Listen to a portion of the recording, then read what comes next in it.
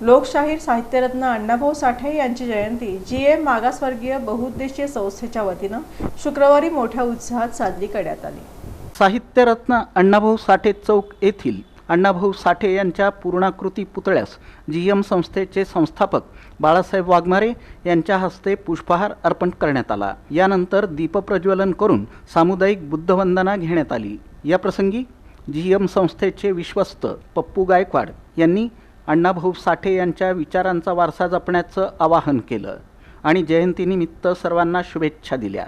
या कार्यक्रमाला अजित बनसोडे, आप्पासाहेब बागले, अण्णाभाऊ साठे मध्यवर्ती महामंडळाचे अध्यक्ष साक्षांत लोखंडे, जनार्दन बोराडे, आदित्य वाघमारे, अनिल जगजाप, रोहन लोंढे, संतोष कदम, अभिनंदन गायकवाड, सनी दणाणे, गोपाळ शिवशरण, यशपाल कांबळे, सिद्धेश्वर सोनवणे, श्रीधर डांगे, सेहवाग चलवादे, किशोर भिसे, राजू भिसे यांच्यासह इतर पदाधिकारी कार्यकर्ते मोठ्या संख्येनं उपस्थित होते।